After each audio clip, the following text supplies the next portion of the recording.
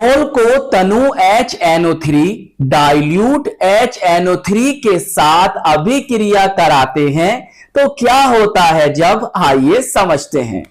प्यारे बच्चों, इस तरह से आप बनाएंगे बेंजीन रिंग, विस्थापनीय इलेक्ट्रॉन, डीलोकलाइज इलेक्ट्रॉन। आप चाहो तो ऐसे दिखा सकते हो रिंग के रूप में, या फिर double bond single bond, double bond single bond, double bond के रूप में भी दिखा सकते हो, और यहां पर लगा दोगे OH। इसे हम कहते हैं फिनोल।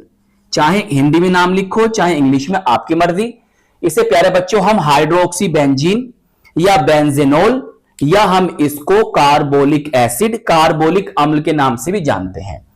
अब प्यारे बच्चों हम इसकी रिएक्शन कराएं किससे, तनु HNO3 से, और यह अभिक्रिया होगी निम्न ताप पर, लो टेम्परेचर पर होगी क्या, और बनेगा क्या इससे, उसे समझो। प्यारे बच्चों यहां पर आप रिएक्शन करा रहे हो, क्रिया करा रहे हो HNO3 से, तो यहां पर होगा नाइट्रीकरण, नाइट्रेशन। सही, क्या होगा, नाइट्रीकरण, नाइट्रेशन। और नाइट्रीकरण में जो नाइट्रेशन फैक्टर, नाइट्रीकरण कारक बनता है, वो होता है हमारा NO2 पॉजिटिव, बोले तो नाइट्रोनियम आयन। क्लियर।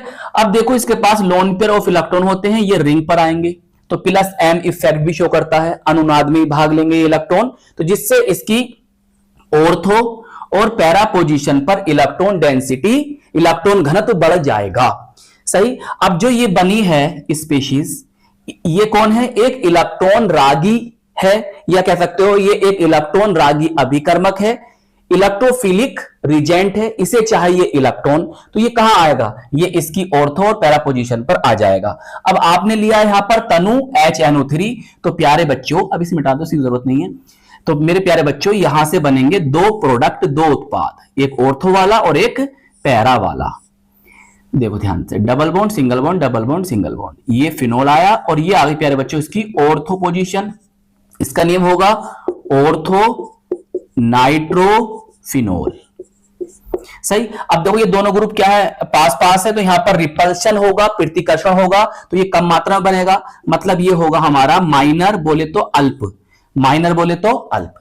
और दूसरा उत्पाद बनेगा यहां पर प्यारे बच्चों, ये NO2 group, nitronium ion group जो होगा वो इसकी पैरा पोजीशन पर आकर जुड़ेगा यहां पर। सही। इसे हम कह सकते हैं पैरा नाइट्रो, ये पैरा पोजीशन है ना, पैरा नाइट्रोफिनोल, चाहे हिंदी में नाम लिखो या अंग्रेजी में। अब देखो ये दोनों ग्रुप दूर दूर है, तो यहां पर क्या होगा, प्रतिकर्षण कम होगा, रिपल्सन कम होगा, तो इसीलिए प्यारे बच्चों ये होगा हमारा मेजर या मेन मुख्य उत्पाद। सही है, ये हमारा मुख्य उत्पाद होगा। अब प्यारे बच्चों अगर आप चाहो तो इसे हम 1 and 2, 1 2 3 4, इसे हम 2 नाइट्रोफिनोल बोल सकते हैं इसे, और हम इसे प्यारे बच्चों 4 नाइट्रोफिनोल भी बोल सकते हैं।